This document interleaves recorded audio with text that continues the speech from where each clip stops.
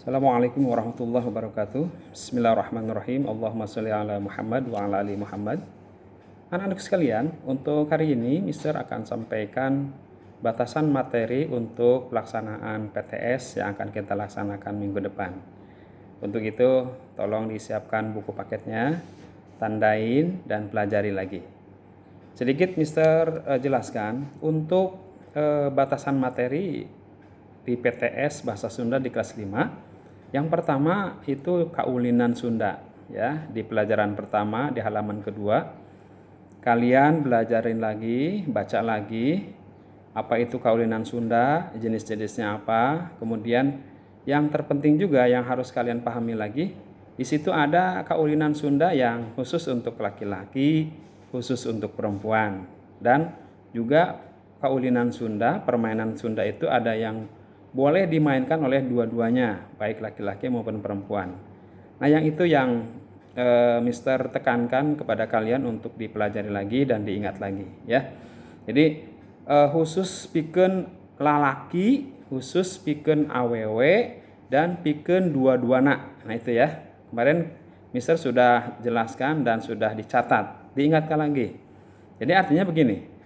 Kalau ke permainan Sunda atau kaulinan Sunda yang khusus untuk laki-laki, jadi tidak pantas dimainkan perempuan gitu, bukan nggak boleh. Begitupun sebaliknya, khusus untuk perempuan tidak pantas untuk laki-laki, ya.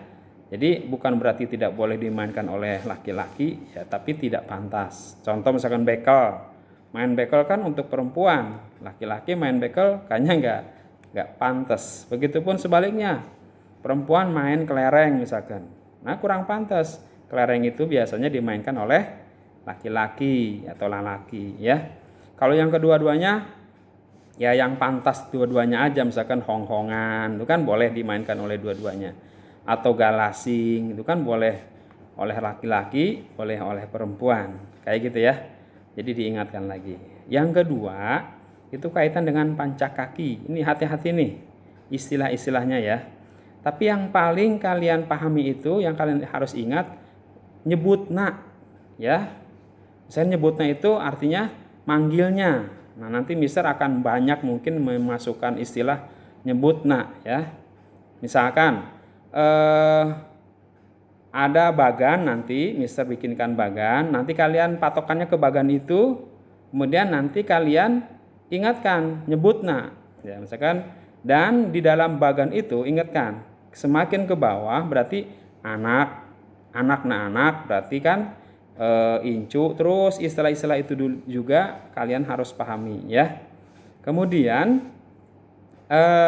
kalau ke kanan, di bagan itu kan ke kanan, ya. Ke sebelah kanan itu berarti kakak. Ya kan bagannya menghadap ke sini, menghadap ke kalian. Berarti bagan itu ke sini, ya, ke kanan itu berarti kakak. Kalau ke kiri berarti adik, gitu aja ya nanti ya. Nah, nanti ingatkan itu aja. Jadi istilahnya manggilnya gitu, ya. Nyebutna itu manggilnya nanti. Misalkan kakak nyebutna ke adik itu kan. Bapak nyebutna ke bawah berarti anak gitu.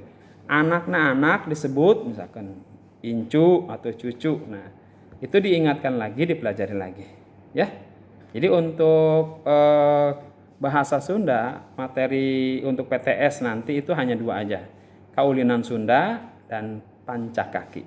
Ya, mudah-mudahan kita semuanya selalu diberikan kesehatan, keberkahan, panjang umur sehingga kita bisa melaksanakan tugas dengan baik. Terima kasih. Assalamualaikum warahmatullahi wabarakatuh.